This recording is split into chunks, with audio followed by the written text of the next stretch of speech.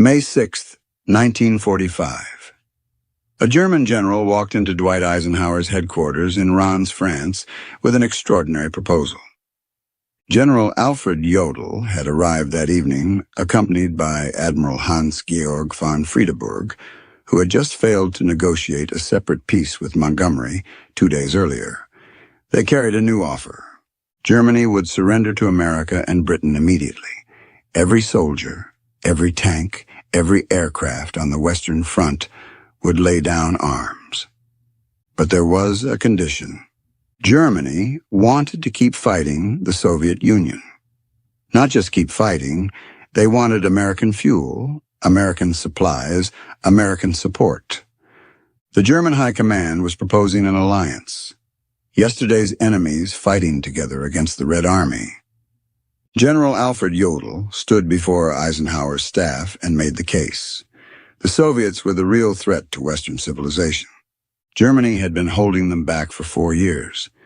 If America helped them continue, Stalin could be stopped at the current lines. Eisenhower's response would shape the next 50 years of history. 6 days earlier, Adolf Hitler had shot himself in his Berlin bunker. His designated successor was Admiral Karl Dönitz, commander of the German Navy. Dönitz saw himself primarily as a naval officer.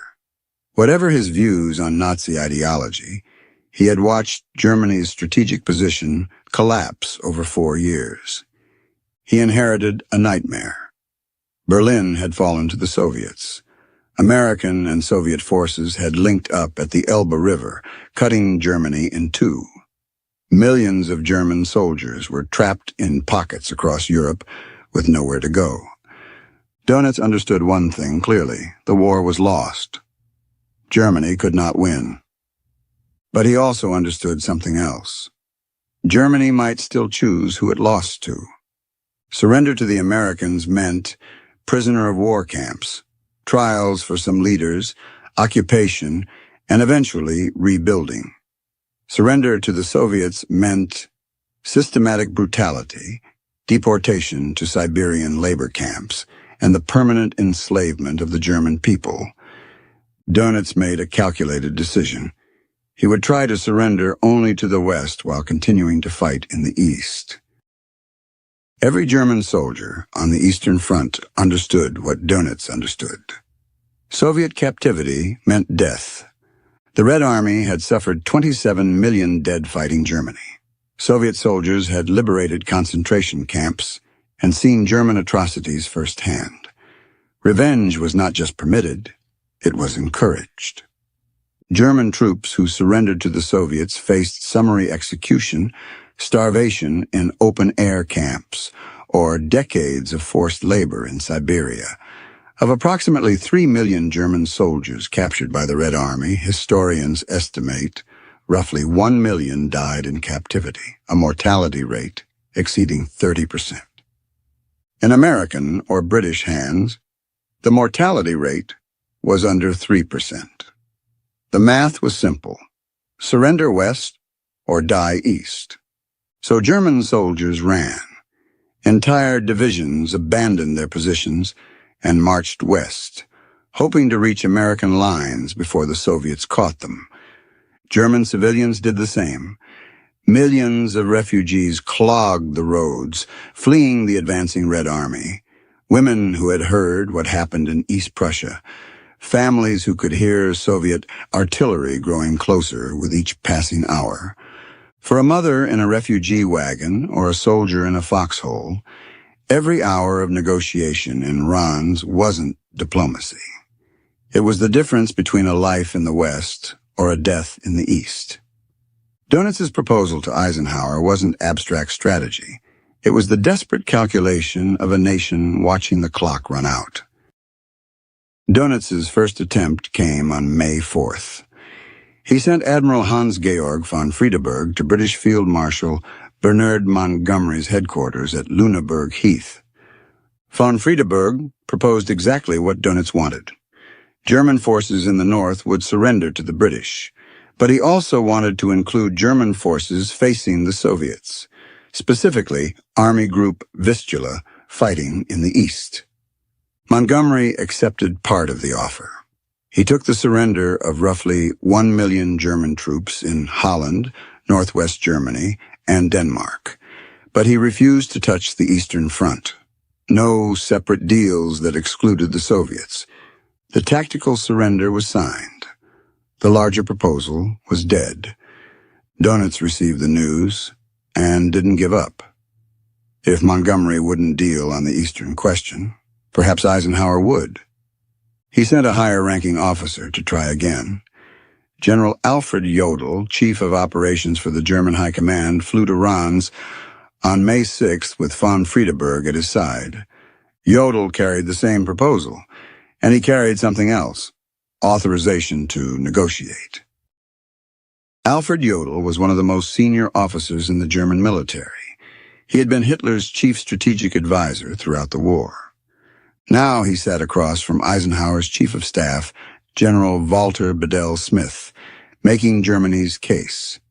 The argument was straightforward. Germany could not survive Soviet occupation. Stalin's forces were already imposing communist dictatorships on Poland, Romania, and Hungary. They would do the same everywhere they occupied. Germany had been fighting the Soviets for 4 years. German soldiers knew Soviet tactics, Soviet weaknesses, Soviet supply vulnerabilities. If the Western Allies provided support, Germany could continue holding the Eastern line. Jodl proposed that German forces surrender to America and Britain while maintaining defensive positions against the Red Army. American supplies would keep them fighting. American air power would support them. The implication was clear. This wasn't just surrender. This was a proposal to switch sides. Eisenhower never met with Jodl personally. He refused to be in the same room with German officers until they accepted unconditional surrender. The refusal wasn't just professional. 3 weeks earlier, Eisenhower had walked through the Ohrdruf concentration camp. He had seen the stacked bodies, the cremation pits, the walking skeletons. He had ordered every American unit in the area to witness what the Nazi regime had done. Now generals from that regime were asking him for an alliance. The moral revulsion was visceral. But Eisenhower also understood the strategic argument, and he understood why it was impossible. The United States was still fighting Japan. American military planners were counting on Soviet entry into the Pacific War to help defeat the Japanese. Betraying Stalin in Europe would mean fighting Japan alone. The American public still saw the Soviets as heroic allies. Newspapers portrayed Uncle Joe Stalin as a friendly partner. The idea of suddenly allying with Nazi Germany against the Russians would have caused political chaos. Roosevelt had made agreements at Yalta. The Soviets would occupy Eastern Europe. Germany would be divided into occupation zones. Breaking those agreements meant breaking America's word. And there was the most practical problem of all. The Soviet Union had 11 million men under arms, with roughly 6.5 million frontline troops in Europe alone. If Eisenhower accepted the German proposal and Stalin kept fighting, the Red Army might not stop at Berlin.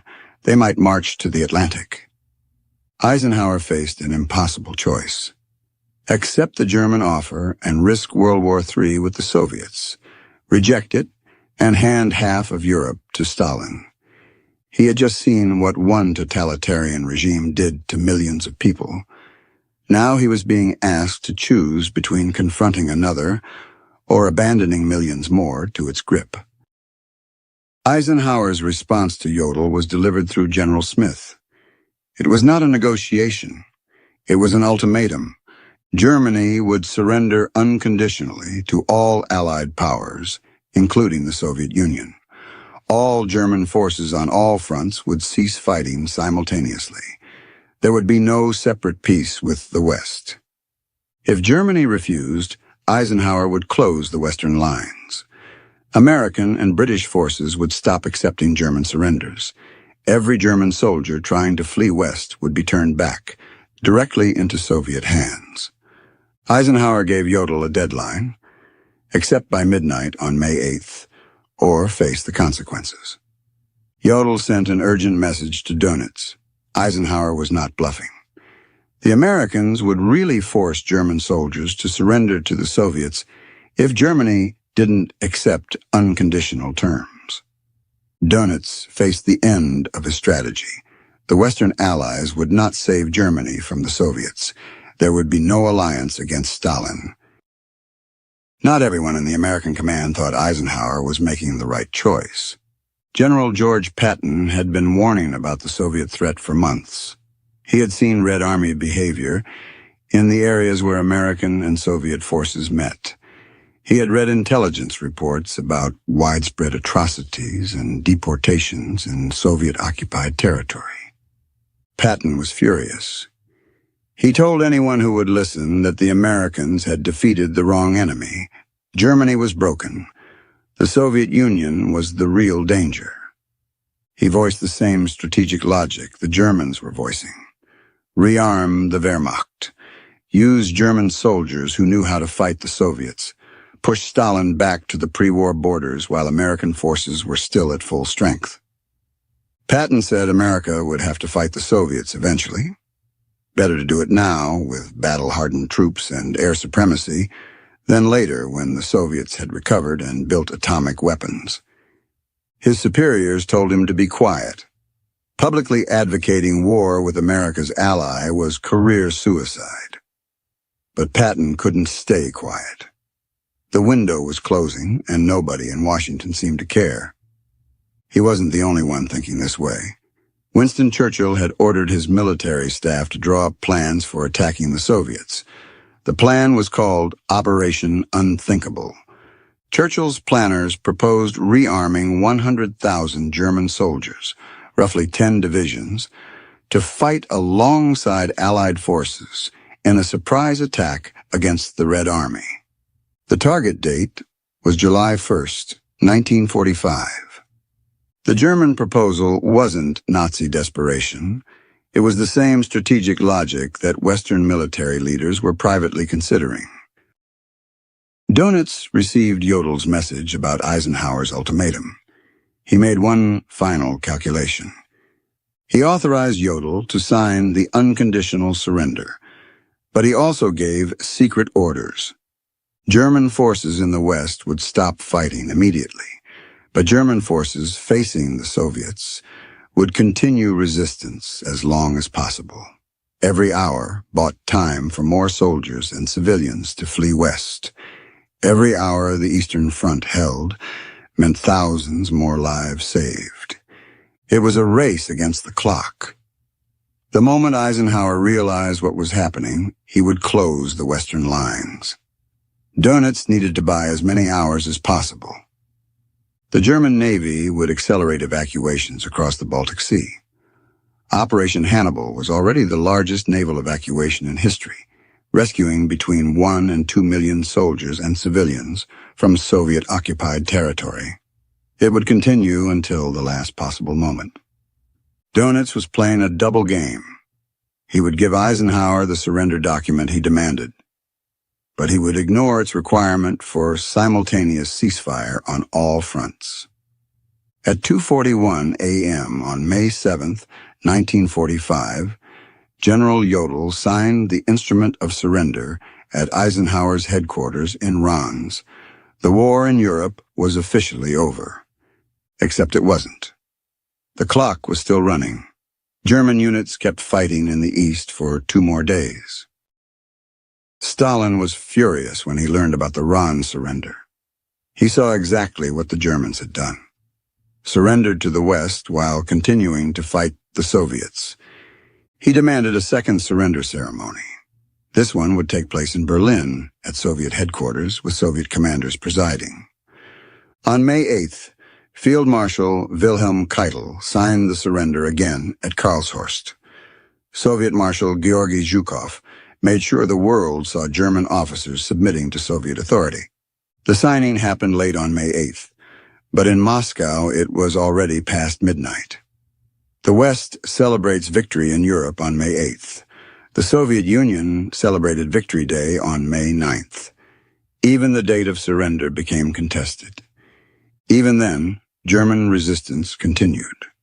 Some units fought until May 11th, buying time for last-minute evacuations. Dönitz's strategy had partially worked. Hundreds of thousands of German soldiers reached American and British lines before the final ceasefire. Millions of civilians escaped Soviet occupation. But the larger gamble had failed. There would be no Western alliance against Stalin. Eastern Europe would fall behind what Churchill would soon call the Iron Curtain. And for those who didn't escape, the nightmare was just beginning. Everything the Germans warned about came true, and it happened fast. Within months of the surrender, the Soviets had installed communist puppet governments across Eastern Europe. Poland's democratic leaders were arrested or executed. Czechoslovakia's foreign minister died in a suspicious fall from a window. Free elections promised at Yalta never happened. Opposition parties were banned. Secret police rounded up anyone suspected of anti-communist sympathies. The Iron Curtain descended exactly where German and Soviet forces had met in May 1945. 100 million people found themselves trapped behind it. The German soldiers who had surrendered to the Soviets fared exactly as badly as Dönitz had predicted. Roughly 1 in 3 died in captivity. The last German POWs, approximately 10,000 men known as the late returnees, weren't released until October 1955, following West German Chancellor Konrad Adenauer's visit to Moscow. 10 years after the war ended, these men stepped off trains into a country they no longer recognized. Their families had mourned them and moved on. Their children had grown up without them. They were ghosts of a war that Germany had spent a decade trying to forget. But by then, it was too late to do anything about it. In 1947, President Truman announced the Truman Doctrine. The United States would oppose Soviet expansion anywhere in the world. The policy of containment had begun. In 1949, NATO was founded. The United States, Britain, France, and other Western nations formed a military alliance against the Soviet threat. The alliance that Eisenhower had rejected 4 years earlier now existed, just without Germany. In 1955, a transformed West Germany, democratic, denazified, rebuilt under Allied supervision, was rearmed and admitted to NATO. The date of admission was May 9th, 1955, exactly 10 years to the day after the Soviet-led surrender ceremony in Berlin. The Bundeswehr was officially established that November. This was not the Wehrmacht reborn.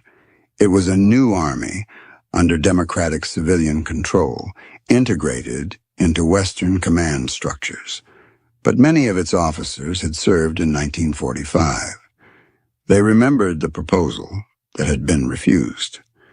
The difference between 1945 and 1955 was 10 years and 100 million people trapped behind the Iron Curtain. The strategic logic had been sound. The timing had been impossible. Eisenhower became president in 1953. He spent 8 years managing the Cold War that might have been prevented in 1945. He never publicly expressed regret about rejecting the German proposal. He maintained that unconditional surrender to all allies was the only acceptable outcome. But by 1945, the Soviets were exhausted. American air power was overwhelming. American industry was untouched. A confrontation then might have been winnable in ways that later confrontation wasn't. All of them, Patton, Churchill, the Germans, were proven right about Soviet intentions. Whether they were right about the solution remains the great unanswered question of the 20th century. But for the 100 million people trapped behind the Iron Curtain, the answer didn't matter. The Berlin Wall went up. Families were separated for decades. People were shot trying to cross from east to west. Eisenhower hadn't said no to an alliance. He had said wait. And the wait lasted 45 years.